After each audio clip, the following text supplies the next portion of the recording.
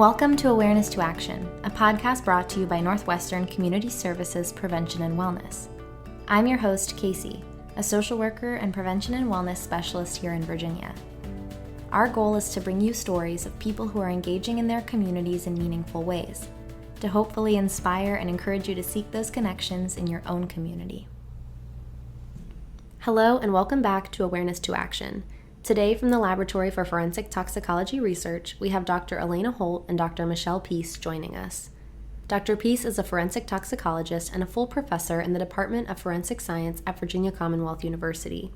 She is one of the founding faculty for the department and served as an associate chair and chair for nearly a decade. Dr. Peace has also served as a manager in a private forensic drug testing laboratory and has worked as a scientist for Procter Gamble, where she holds 3 patents. Dr. Peace serves on the board for Virginia's Cannabis Control Authority, is a past president of the Society of Forensic Toxicologists, is a member of the International Association of Forensic Toxicologists, and is a fellow in the American Academy of Forensic Sciences. She is a member of the National Safety Council's Alcohol, Drugs, and Impairment Division. Dr. Holt is a forensic toxicologist and an associate research faculty member in the Department of Forensic Science at VCU, where she assists students, maintains instrumentation, and completes casework. Dr. Holt is an active member of the Society of Forensic Toxicologists, the International Association of Forensic Toxicologists, the American Academy of Forensic Sciences, the International Association of Chemical Testing, and the International Association of Chiefs of Police. Dr. Holt is also a member of the National Safety Council's Alcohol, Drugs, and Impairment Division. Needless to say, these are 2 very impressive scientists who are willing to sit down and talk about their work with us. We discuss the importance of relationships within research, what they are seeing in the market right now as it pertains to e-cigarettes and cannabis products, the importance of getting information to the community as soon as possible, and the role that we all have to play in keeping our community safe, healthy, and informed. I learned so much from our conversation, and I'm excited for you to hear it. All right, Dr. Holt and Dr. Peace, thank you both so much for being here. Thanks for having us today. Yeah, this is going to be a great conversation. I appreciate you allowing us to be on your platform. Yeah, I'm really looking forward to it as well. And I'd love to start with you both telling our listeners a little bit about yourselves and the paths you've taken to this point in your careers. I am a forensic toxicologist. I am an academic research forensic toxicologist. So there's not that many of us across the United States who have, in some capacity, been a practicing forensic toxicologist that has essentially then made their way into full-time academic research career. I currently am directing the laboratory called the Laboratory for Forensic Toxicology Research, and we tackle all kinds of questions about emerging drug use and the impact to public health and public safety. Right. So what drugs are going to impact somebody's health or is involved in some kind of criminal justice question or civil justice question? I would say that probably what we're really most known for is the work that we do on electronic cigarettes and also in the cannabis community. But we also do other kinds of projects as well that all have a forensic toxicology focus.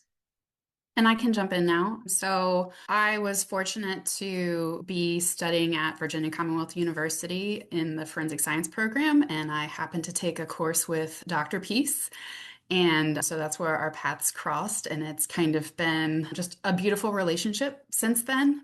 She encouraged me to start working in her research lab, and that is where I still am today. So I am one of her full-time research employees. So I help her with all of the work with the electronic cigarettes, cannabis, going out to communities and presenting information back to them so that they have real-time information about what we're seeing in our research efforts. And we're just really excited to be here and share that good information with you. I'm feeling like I should have worn my VCU merch because Dr. Peace is repping hers, and I think we're all Rams here, so I should have thought of that. I would love to talk through a few different projects that your team is working on. So let's start with the confiscated vaping project in Virginia. Can you tell us a little bit about the structure of the project and what your team is learning from it? So we received a question around 2019 from a school system who was really concerned about kids in their school system were putting cocaine or other drugs into their e-cigarettes. And so We went down and met with the school system to talk about that, and that it was likely not other drugs that they were seeing that was creating these adverse events or this unusual behavior that they were seeing with the kids. And so what they didn't know, and this is why we're very committed to short cycling the information, that as soon as we get something, we try to push it out. Because what the schools didn't know at the time was the emergence of this new vaping device called Juul, the pod-based devices. And so we talked to them about what I believed was kids having nicotine toxicity symptoms. They seemed a little bit skeptical at the time. So I said, why don't you just send us your devices and we'll test them for you, whatever it is that you have. And so we did that for a year until COVID changed the world. And then when we came back, this is a couple of years later, and now we're really concerned about cannabis and kids having access to cannabis-based products. So I spoke in the Virginia's board meeting for the Cannabis Control Authority after we had heard some concern that, quote unquote, all of the kids are vaping marijuana now. I believe very strongly that if you're not measuring it, you can't manage it. So I was deeply concerned by the perception from the school administrators and teachers that all of the kids were vaping cannabis. And I didn't believe that was necessarily the case, but I felt strongly that we had to do something about it. So I went to the Cannabis Control Authority to testify and essentially said, this is the feedback we're getting from the schools, and our work is hard to do and it's time consuming, and school systems need to know. So the Virginia Foundation for Healthy Youth happened to be in the audience and gave us money for a pilot project.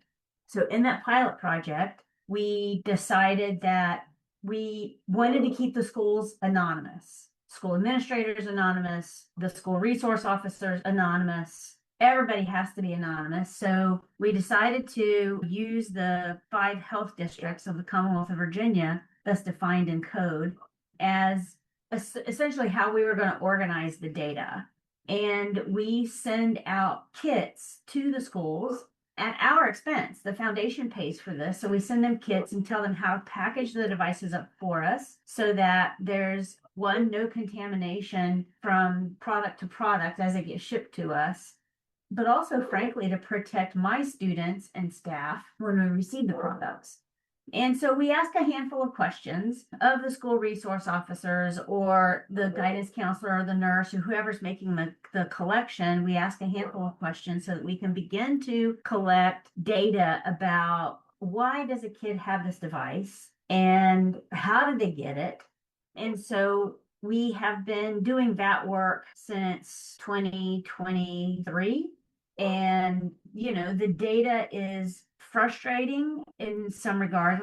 I'll let Dr. Holt share what some of that data looks like for us. But really what it winds up doing is it gives us contact with the school systems, right? We wind up developing relationships with the administrators, with school teachers, with school boards, because they're frustrated with the amount of vaping they see in the schools is really interfering with the educational process and their success metrics for education.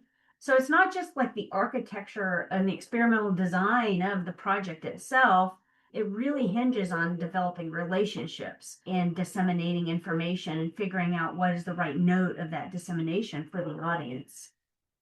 Alaina, you want to talk about our results? Yeah, absolutely. So as Dr. Peace mentioned, we kind of started a pilot project around 2019.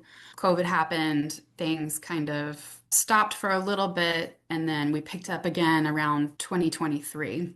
And we have been collecting since then from any school system who wants to participate. It's totally free to the school systems to be involved in this project. We keep, again, everything anonymized so that nothing can come back to a student or to a school system.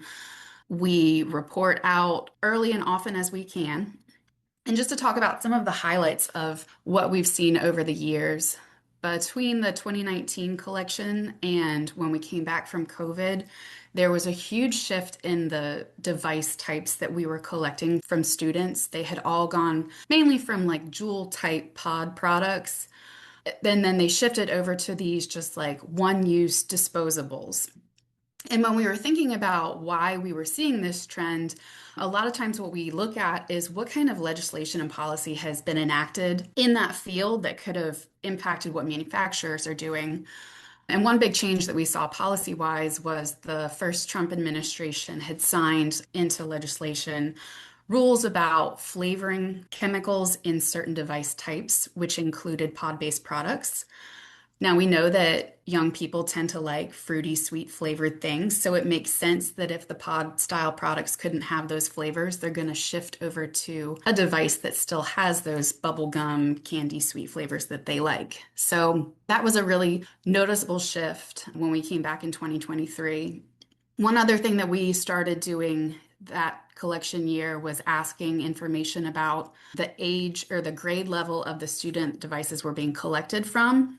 So we could kind of start drilling down more into trends between, let's say, middle school or high school students.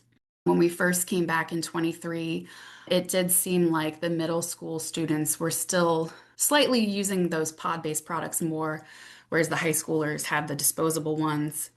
Recently, I guess it was the last academic year, so 2024, 2025, I believe it was, we actually started getting products in from some elementary school age students. So we've had them as young as fourth graders.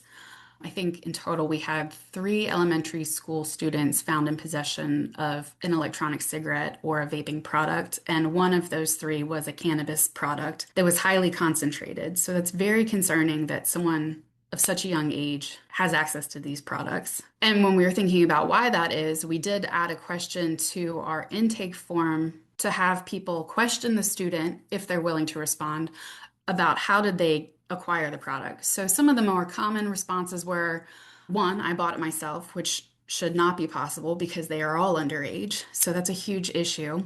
We know that online vendors are really not concerned about following the 21 up age rules. It's very easy to circumvent their quote ID checking. So it's easy for these young people to go online and purchase products.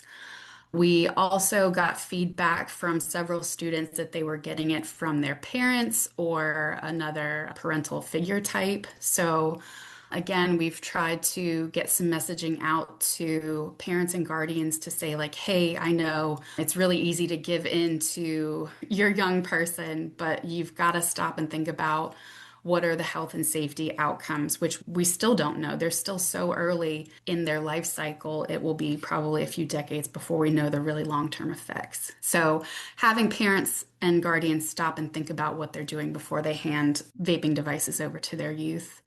We know other students have responded that they're getting it from their older siblings or older friends. We've had people say that they pick them up off the side of a street when they find them and use them, which to me is absolutely horrifying because you don't know where that product has been. We've had people say they get it from their drug dealers. So you name it, we've had all kinds of responses in terms of how students are getting these products. Another noticeable trend that we really started seeing between the 2019 collection and the 2023 collection was the 2019 collection, everything was a nicotine-based product, whereas in 2023 and beyond, on average, about 15% of the vaping products that we get from this confiscated program are cannabis or cannabinoid-based products. So that does show that students can get access to the cannabis and cannabinoid products. Most of them were pretty concentrated, and it seems like as the years go on, these vaping devices get more and more concentrated. A lot of them have these synthetic or semi-synthetic cannabinoids that are in these products because they find ways to skirt regulation. But the caveat to that is they skirt the regulation, but that also means that they have really poor quality assurance measures, which people are often really confused about this. And we'll probably talk about this more when we're talking about our cannabis surveillance project. But generally, if you're purchasing a cannabis product that's not from a medical dispensary, it could come from a reputable vendor or it could come from somebody's basement and you really don't know. A lot of the packaging makes these things look really official and safe. But when we start doing testing on them, we've seen things like yeast, mold, bacteria, indications of fecal matter, so poop in the vaping products and the aerosols. One thing that we've been working on in this past collection cycle was looking at how the microbiologicals, so the things like yeast, mold, bacteria, are they in the vaping products? Are they in the mouthpiece? Can it reach the aerosol to be inhaled by the user? And what we're seeing is, yes, these kinds of microbes can reach the aerosol, which means people can be inhaling these things and potentially causing illnesses. One thing that we have started to note is that it seems like there's more microbial content in the aerosol sometimes than in the actual vaping liquid or concentrate. So we're thinking it might be because there's buildup on the mouthpiece from people putting it in their mouth, storing it in unsanitary conditions. We know a lot of the vaping products that are collected from school systems, school resource officers or teachers are getting them from students in bathrooms. So, not the cleanest locations to be using those types of devices. We've had a couple turned in where they were pulled out of toilets and plumbing. So, just some pretty wild places that kids are using these things and trying to hide them. All of that can lead to some pretty significant microbial growth in them. I think the one other thing that I wanted to hit on was when we look at national surveys talking about student use, a lot of them tend to indicate that vaping and e-cigarette use has been declining in recent years, which should be celebrated, but there's the caveat that it's all self-reported survey data, which means students could be lying. They might not be asking the right students. And what we're hearing from teachers and community participants that are helping us with this confiscated vaping program, they're all telling us that it seems to be increasing rather than decreasing. So we always try and just make people aware that, yes, there's good national surveys out there, but take it with a grain of salt when you're thinking about the results. I would say the one point that I want to make about the data, because this is a point that gets leveraged by certain groups and they take that information for their own agenda. And so it's this whole storyline around how 15% of the vapes that are coming out of the schools are some kind of cannabinoid. And the first thing is that that's the low estimate. We know that some school systems, if they believe that it is a cannabis or a cannabinoid based product, they turn it over to the police. And we know that in some school systems, that's not an insignificant number. So 15% is the minimum across the Commonwealth that are cannabis based products. The other piece is there was one group who was like, well, the reason why we saw cannabis based products show up in the schools is because Virginia legalized medical marijuana. And not a single product that we have analyzed is a medical marijuana product. And so every single product is out of the unregulated cannabis marketplace.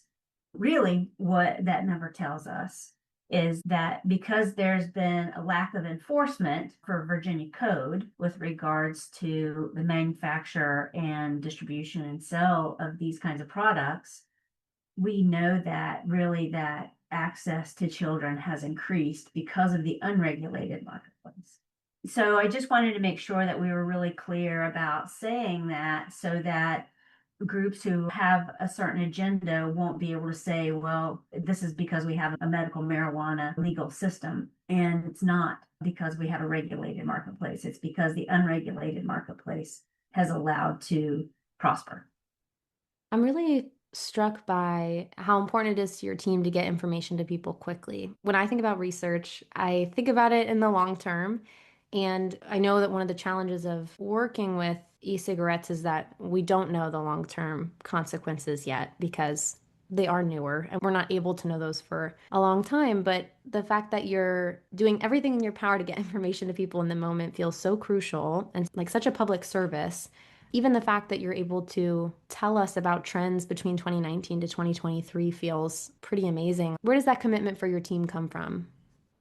I recognize on a regular basis, that you're right. Usually the arc is really, really long for research in an academic institution to actually have impact. And that our arc is really shockingly short because I'm not kidding you, there are some weeks that transpire because we have so many on the research team and they're committed to progress, they're committed to productivity. There are some weeks that if we learn something on Monday, I'm talking about it the next week to policymakers. It wasn't really until I had gone to the General Assembly, Virginia's General Assembly, And I've been thinking a lot about the narratives of big tobacco and the narratives of the cannabis industry, that they were able to tell a narrative without any pushback. They were able to tell narratives that were not scientifically valid. They were able to tell narratives that supported them selling products. And so some mythology developed about these, because by the time scientists like myself and Dr. Holt and some of my colleagues, by the time we get to that place of catching up, those narratives have existed for a while. And then suddenly the scientist is sitting on data, we're the crazy ones. And so I had begun to receive pushback. We don't just present to stakeholders who want our information, we present in wider audiences. And there was one particular conference that we were at. It was a chemistry conference, and in the audience was somebody who did not like our research outcomes. And I got heckled from the stage. I was giving a platform presentation and I got heckled. Then in a poster presentation that night, three of my students were side by side presenting their posters, and somebody from the tobacco industry essentially verbally attacked my students.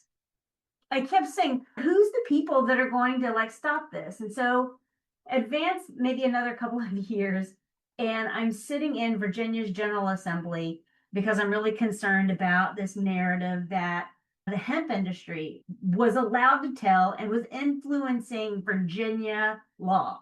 And so I'm sitting there and I'm listening to their testimony, and I'm wondering, where are the scientists? Where are the other scientists that are going to say, no, that's not true, or no, that's not how that works? Or what about the most vulnerable population? And then I realized, oh my God, I'm the scientist. So I'm not even kidding you. I like was sweating through my suit. I had zero intentions of testifying that day to the General Assembly. So I did. And then I just realized that I was tired of them being able to run the narratives. I'm very fortunate to have a research team that, whether they like it or not, they get on board, because the research team also gets there's a lot of notoriety around that. We have safety concerns. We have threats that come to the research team, which means that we've got to think differently about working. I'm just really fortunate to have support like Dr. Holt and other collaborators like Justin Pokless and Caroline Cobb. They're on board and they're helping run the projects. And frankly, they are running the projects. And I sort of get to be the tip of the spear and get the privilege of being able to talk about what our research results are. And also, it winds up sharpening what we do in the lab, because I am embedded in the community in so many ways. So I hear stories and I start thinking about problems and gaps and challenges. And then I take those back to the research team and I'm like, hey, can we tweak this a little bit so that we can answer this question? And so again, it takes a team of people who is just like, okay, we can do that. I think that's one of the things that makes my team and my relationship with Dr. Holt and Justin Pokless and Carolyn Cobb, it makes our research team such a rich experience, is because that takes a lot of trust. So it puts me in a really fortunate position. Both of you have used language around relationships and being a part of the community and trust, and I appreciate that, because again, those aren't always concepts that I associate with research, but it makes a lot of sense to me that they matter now that you're Yeah. saying them. Yeah, some of it is also, you think about in academic research, what is the infrastructure that exists for scientists to actually embed? Because oftentimes there's not enough infrastructure, and oftentimes scientists like me are the ones at the bench. And so one of the things that I decided really early on when I built the research team was that while I love being at the bench, if I was really going to understand what the problems were that I was going to have the honor and the privilege of being able to attack, I needed to be in the community. So I needed to have a team back at the bench that I could trust to get the work done. I think you've got people yelling out of the audience from big tobacco and places that probably don't want to hear this information, but you're also sharing a lot of data with the public. And for a lot of us, when we hear something or learn information that feels challenging or maybe goes against actions we've been taking, we get defensive. And I have to think that, Dr. Holt, as you're saying, if you're telling a parent, hey, this thing that your child is using has cannabis in it, and it is not safe for a child to have that, I can see shame and blame and judgment, like all of those big emotions coming up in that. Can you speak to why it's so important to remove all of that from these conversations? It is really hard to be told something that kind of goes against your general train of thought. I think the biggest thing for me is the research that is coming out of our lab and the narrative that we are telling. It is only based in the scientific matter of our research.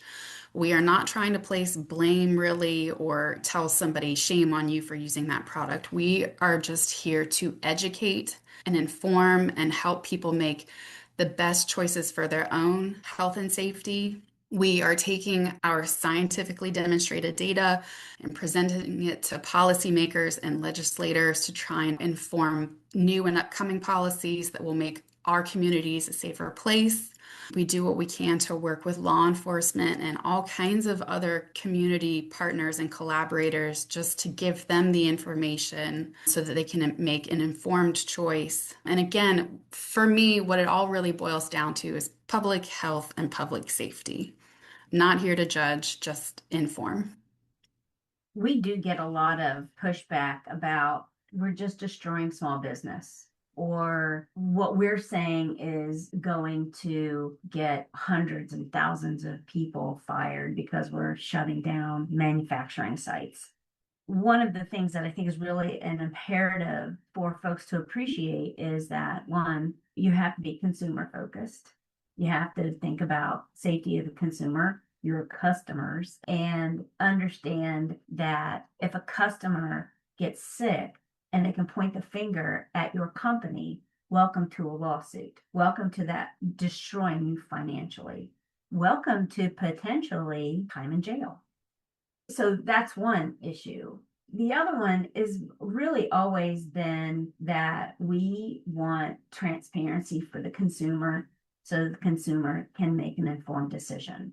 And we have said since the beginning of our research, literally beginning, well, it's hard to believe it now, 12 years ago, when we were first funded, there was the mythology that, well, e-cigarettes is just water vapor. And we knew that it wasn't. So we were trying to counter what the industry was saying, that we are 20 to 25 years away from understanding the full impact of what vaping is doing. And so we're beginning to see some of that preliminary data emerge. So it's the same with cannabis vapes, with the cannabis industry, and it's the same across the board, that we have to enable and empower the consumer to make informed decisions about what they are putting into their bodies, especially if they're doing it for a health benefit, whether that is stopping smoking or they're consuming cannabis because they have maybe some kind of chronic pain.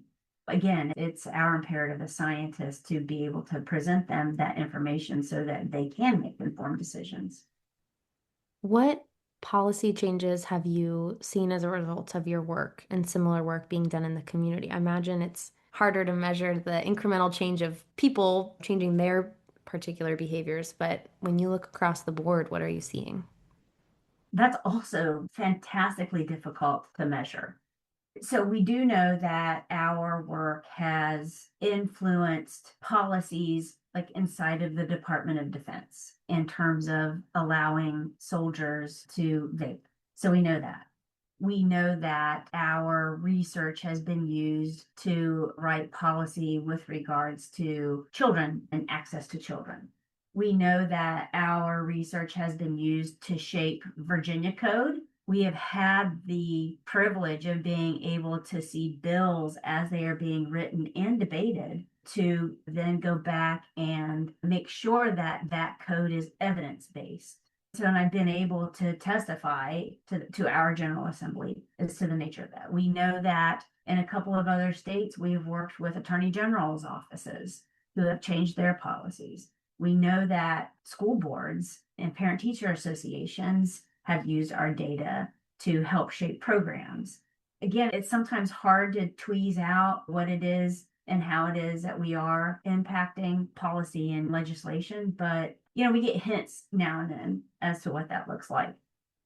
I'd say the one other thing that I would like to add to that is Dr. Peace and I both are able to serve on the National Safety Council, where we get to take the information coming out of our lab and our research projects and write position statements and one-page fact sheets and things that get disseminated at the national level to help support people make better choices, inform policies, things of that nature.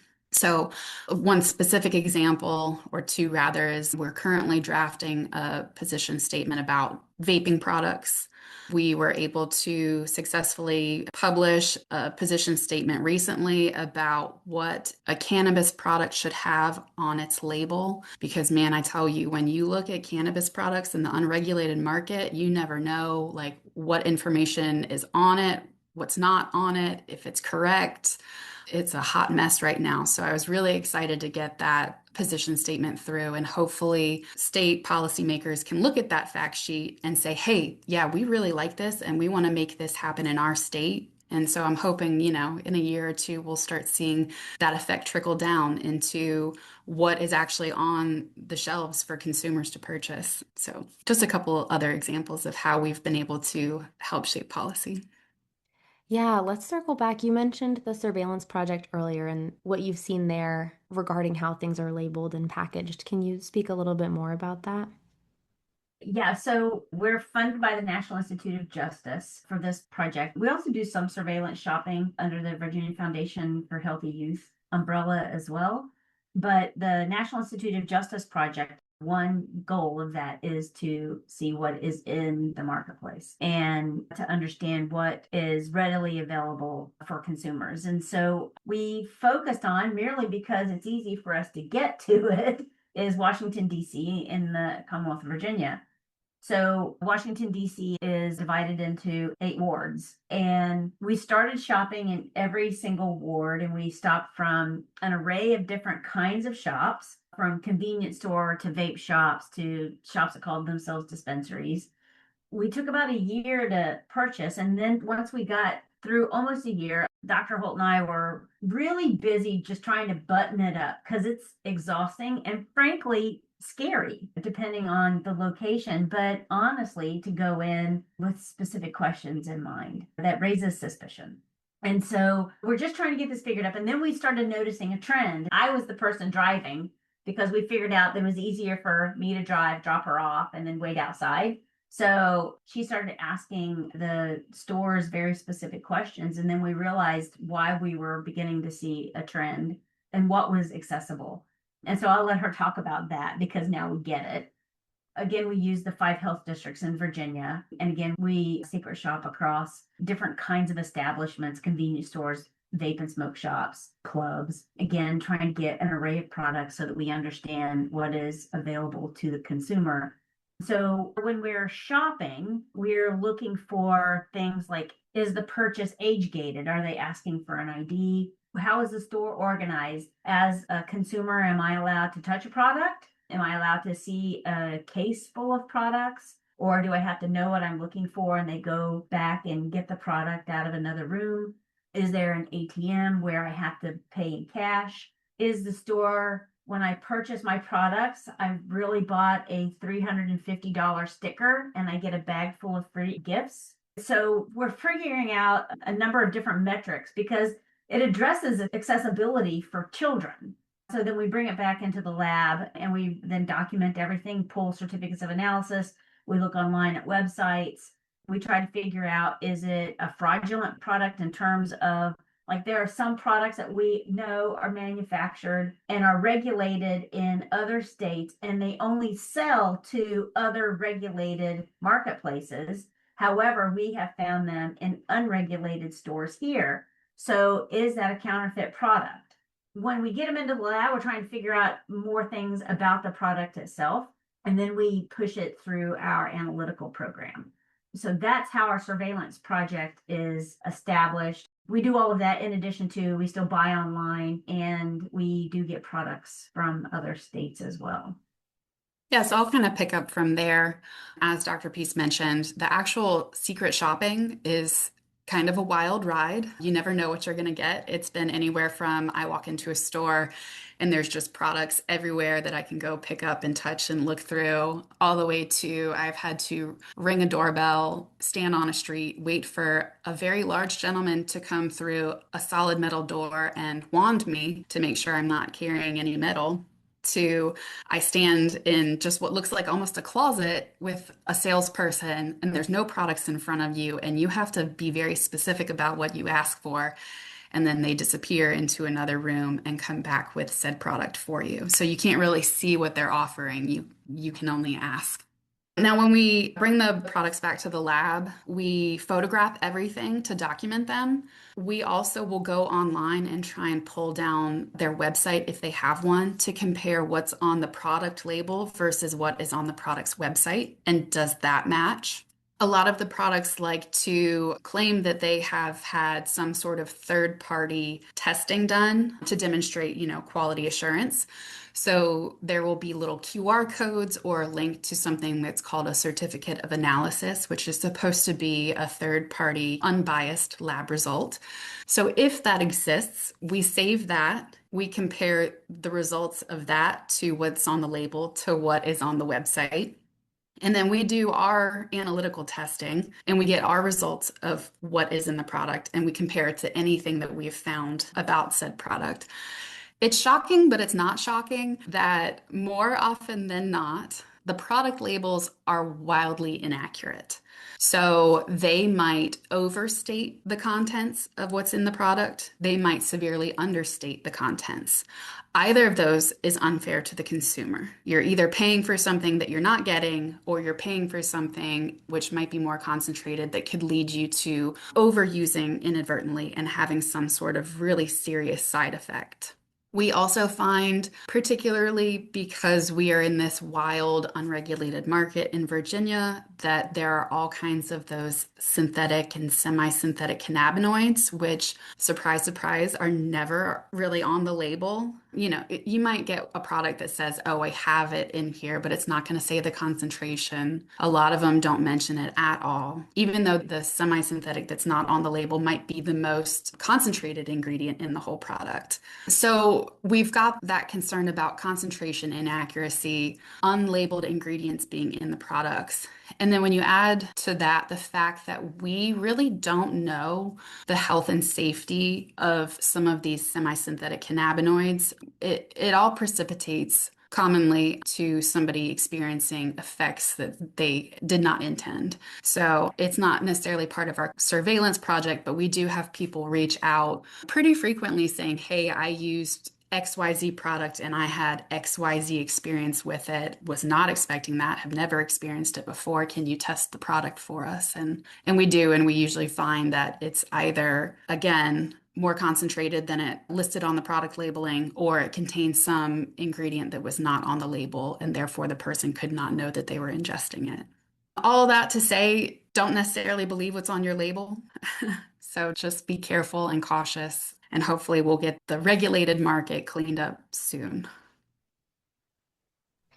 I feel like there's so much information out there. Both of you have just shared so much good information, and it's available to us at all times, but that feels kind of overwhelming sometimes.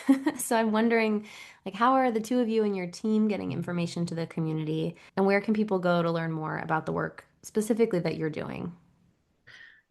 Yeah, so we have a Google Drive folder that we share with anyone who wants it. We dump all of the information that we generate into this in ways that we think are digestible. So we have written some manuscripts that we share with people. We have made posters that people could print out, school systems could print and put in their hallways. We make little one-pager summaries about the findings from our confiscated vaping program from year to year that people can look at. So we will be sharing that with you in case you wish to share that with the audience listening in. And we also regularly go out and present at scientific conferences, school systems. As Dr. Peace mentioned, she's down at the General Assembly and the Cannabis Control Authority all the time testifying. We try and keep our eye out for community events, things like child safety fairs. We've gone to the Virginia State PTA meeting, the high school and middle school principals conferences. So wherever we can get in and have conversations with people that we think would value the information and hopefully take it back to their communities and use it, like we are all about that. So we make huge efforts to get out whenever somebody requests our information. I'll tell you, to be honest though, it's also really hard when we reach out to say that we want to present. We often are met with, here, pay to register. And I'll be honest, I'm not going to pay $1,000 to register for a conference to go give a 30-minute talk, right? And so we would really hope that when we make the request to come and speak to a group, that there is some openness in thinking about what it is and why it would be necessary, that a bench scientist is reaching out to say, hey, I've got some information that might be helpful for your community. And appreciating that that reach is actually really difficult for us to figure out what those pockets are. Where we've been most successful is when people reach out to us and they spread the word. And this is one of the things that actually keeps Alaina and I really, really busy. And because frankly, it is just the two of us when we're asked to go out and speak to all of these other kinds of associations and groups. That does keep us incredibly busy. And so to that end, one of the things that we say this every year, and Alaina actually just nudged me last week about, can we take an hour a week to work on the website? Because that's also not our wheelhouse. We don't get help for those kinds of things. So my lab has a web page that has not been updated probably for a couple of years now. And because we are in so many different kinds of audiences now, our goal over probably the course of the next couple of months is going to be to get that website with current information posted on that, right? Because even though our information on the Google Drive is, we freely share it, you have to find us and email one of us and say, hey, can I have access to it? And then we have to send it to you. It'd be much better for people to just find it organically. One of the things that I'm beginning to think about as well is that because of the way our algorithms work on our social media, probably posting in those forums isn't very successful at all. We're asked all the time, are you on Facebook and Instagram or X or TikTok, whatever the social media rage is now? And we're not. And the reason is because your algorithms are not going to find us. So having groups like yourself say, hey, I'm going to spend a few minutes talking to these folks and to help us disseminate is actually really critical for us. So knowing that, well, first I'm thinking you're talking about relationships so much earlier. I'm like, who in my community could build them a website? I'll think on that. But knowing that you have people listening right now and that we've been able to have this conversation, what's the nugget that you want to leave people with after listening to this conversation today? Ooh, that's a good question. Usually listening to me is like trying to sip from a fire hydrant. I would say that for me, people are sort of looking for a no harm, low harm panacea of a product that feels like a free ride, whatever that ride is. And that there is a lot of misinformation, intentional misinformation, unintentional misinformation, a lot of mythology that exists in potentially the places that your algorithms are sending. And so the nugget is that there is no panacea of a no harm product, that everything has a risk to it, and that using it for yourself, you should be cautious and try to realize that there could be long-term risk, could be short-term risk, but really appreciating that our most vulnerable population, our children, are going to be at a bigger risk than an adult. So if you're potentially interested in it for yourself, that's one thing. Making it available to children is completely different. You said one thing, but I have two things that really come to mind. One, just as a consumer, be aware that just because it's on a shelf does not mean it's necessarily safe. So do a little digging, find out what you can about the company. Is it reputable? Does it have people that have reached out saying, hey, I've had a bad experience from it? That kind of thing. But also, because we are research and there is sometimes pushback about science, just be kind to your scientists and recognize that, we don't always have all of the answers, the long-term answers. Sometimes today we have a finding and we make a statement about it, and then a couple months down the road, we find a new piece of information that maybe changes how the results were interpreted. And so we do change the narrative because the data has changed. We were not lying to you. We just found new information that pointed us in a different direction. And I think if people can appreciate that, it would just be better. We just got through this snowstorm where we were supposed to get 24 inches of snow, and I got 3 here. So it's just another example how we do our best to get everyone prepared. Maybe hindsight, it wasn't perfectly accurate, but we're trying to make everyone safer. And as new information comes along, we will get it to you. That's a great analogy. I also only got 3 inches of snow Yeah. here. I'm so grateful for both of your time, and I just want to close with our namesake question. What does the process of awareness to action mean to you? For me, awareness to action means that everybody is responsible. Everybody has some role to play in protecting public health and public safety. There are ways that if you say, I don't know how to do it, or I can't make that big of an impact, that's wrong. If you're aware of what a truth is, if you're aware of what the issue is and what an answer is, then that action is that you are responsible for sharing it. And that if you change one life, that is important as changing 100 lives. And so the awareness to action is that everybody is responsible. Yeah, I agree with that. And I would just say, again, it doesn't matter how big or how small your action is. Even the tiniest action could turn into a snowball, turn into an avalanche. So taking the brave step to do something about the information that you have been armed with, and hopefully making our world, our community safer, better.